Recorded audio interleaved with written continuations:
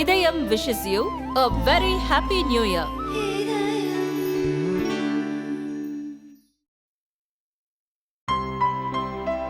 இனிமே கண்ணை மூடிட்டு கடலை எண்ணெய் வாங்கலாம்.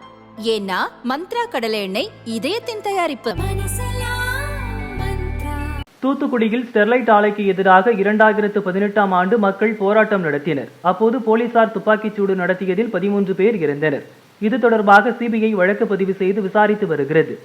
அப்போது தென்மண்டல ஐஜியாக இருந்த சைலேஷ்குமார் யாதவ் உட்பட 17 அதிகாரிகள் மீது நடவடிக்கை எடுக்க நீதிபதி அருணா ஜெகதீசன் ஆணையம் பரிந்துரைத்தது. ஆனால் சைலேஷ்குமார் யாதவுக்கு அரசு டிஜிபியாக பதவி உயர்வு வழங்கியுள்ளது.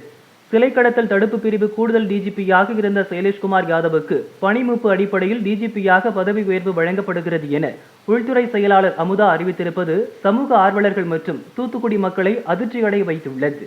2020இல் எதிர்க்கட்சி தலைவராக இருந்த ஸ்டாலின் தூத்துக்குடி துப்பாக்கிச் சூட்டால் ஏற்பட்ட பழியை எத்தனை ஆண்டுகள் ஆனாலும் எடப்பாடி பழனிசாமி தலைமையிலான அதிமுக அரசால் துடைக்க முடியாது என விமர்சித்தார்.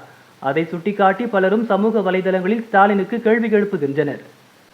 இது தொடர்பாக மார்க்சிஸ்ட் கட்சியின் மாநில செயலாளர் கே பாலகிருஷ்ணன் வெளியிட்ட அறிக்கையில் கூறியிருப்பதாவது: ஸ்டெர்லைட் துப்பாக்கிச் சூட்டு வழக்கில் குற்றச்சாட்டை எதிர்கொள்ளும் அன்றைய தென்மண்டல ஐஜி சைலேஷ்குமார் யாதவுக்கு பணிமூப்பு அடிப்படையில் டிஜிபியாக பதவி உயர்வு அளிக்கப்பட்டுள்ளது மிகுந்த அதிர்ச்சி அளிக்கிறது. அரசின் இந்த முடிவை மறுபரிசீலனை செய்து சட்ட நடவடிக்கைகளை துரிதப்படுத்தி தூத்துக்குடி துப்பாக்கிச்சூடு வழக்கில் குற்றம் சாட்டப்பட்ட அனைவரையும் விரைந்து தண்டிக்க வேண்டும் என பாலகிருஷ்ணன் வலியுறுத்தியுள்ளார்.